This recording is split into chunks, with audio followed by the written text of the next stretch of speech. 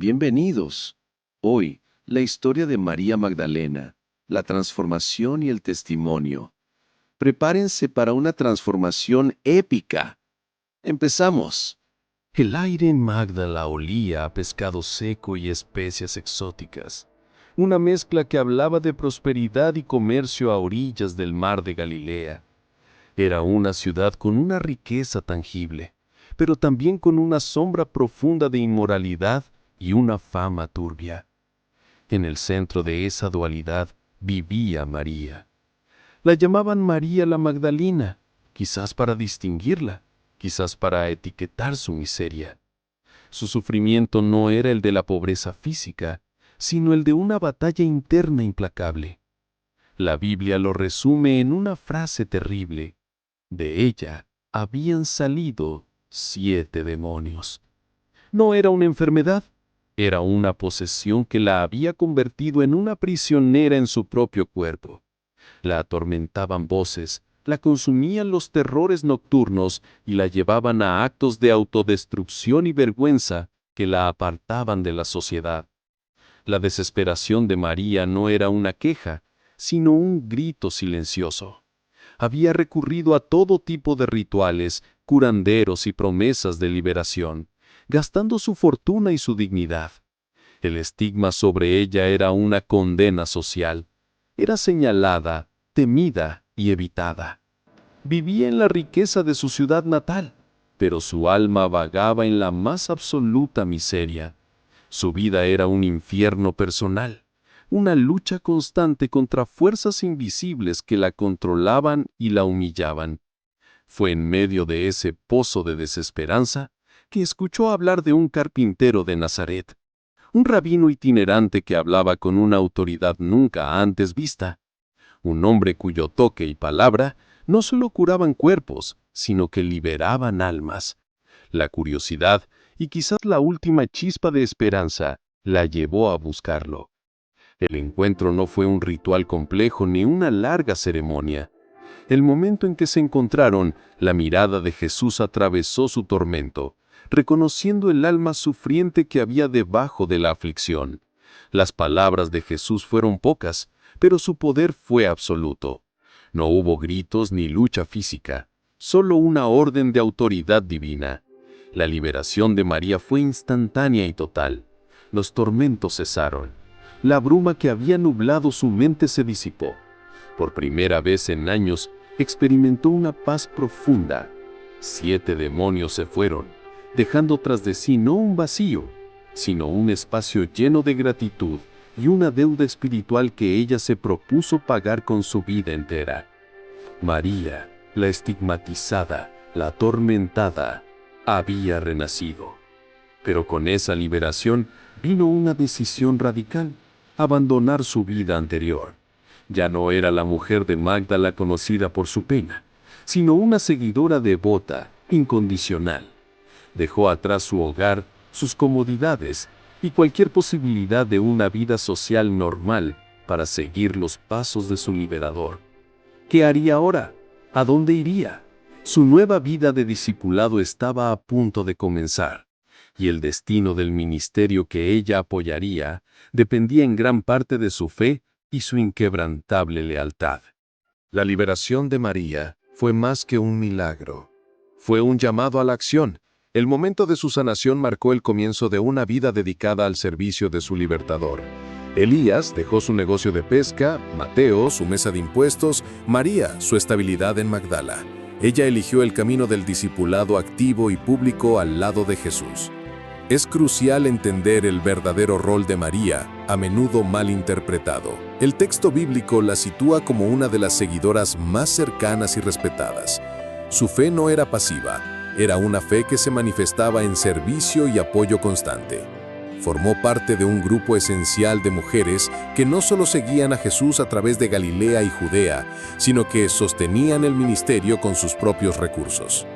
La Biblia relata que estas mujeres, incluyendo a Juana y Susana, usaban sus bienes para cubrir las necesidades diarias del grupo de discípulos y del Maestro.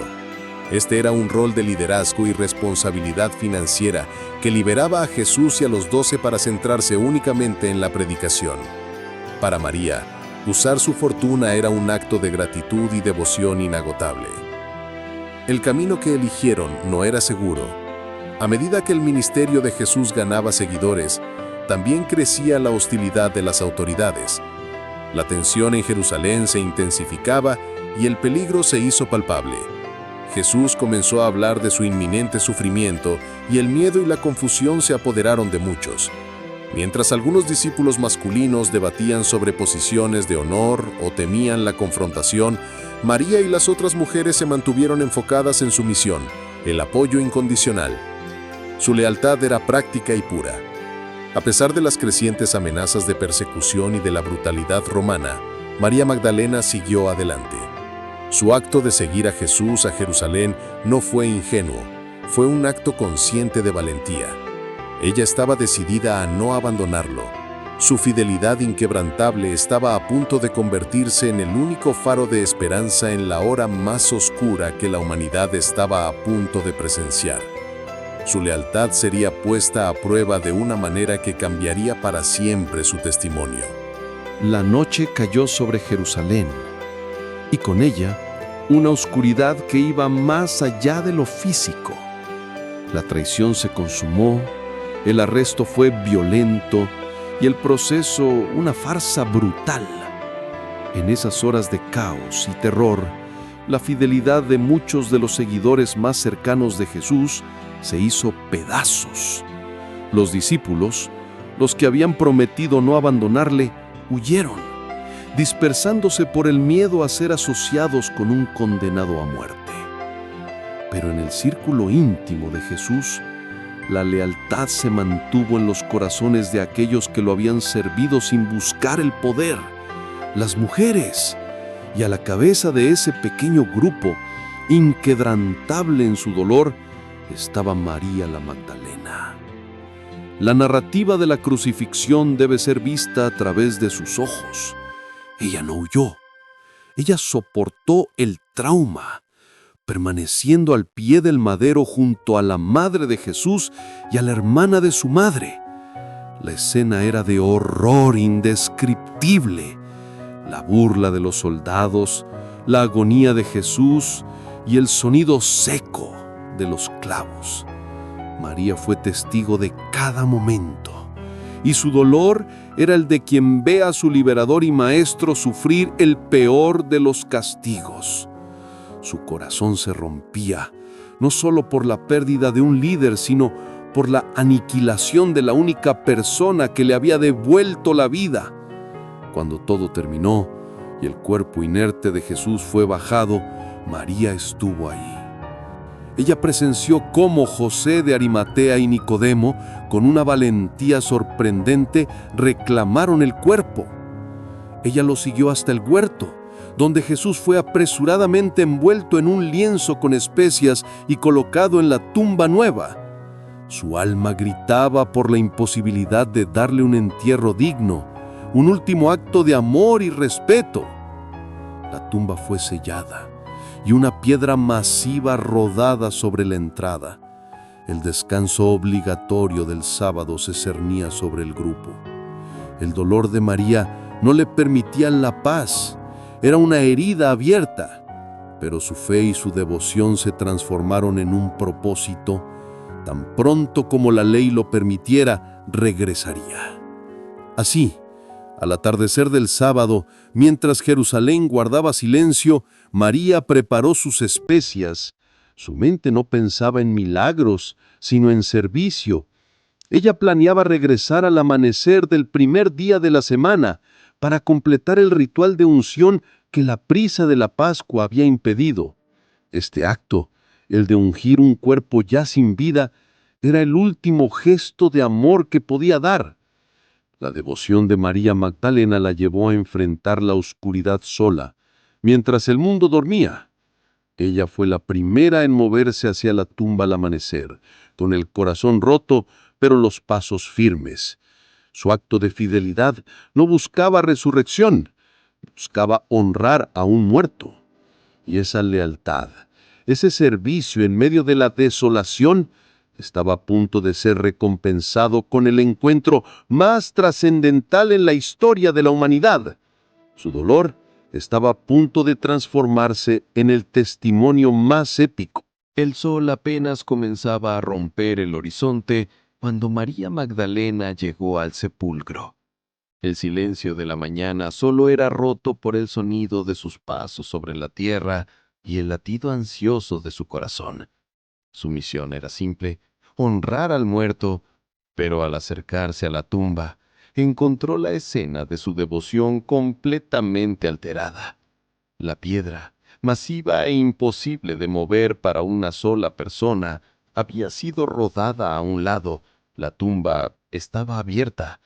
El pánico la invadió. Su primera conclusión fue de profanación, no de milagro. Pensó: se han llevado a mi señor y no sé dónde lo han puesto.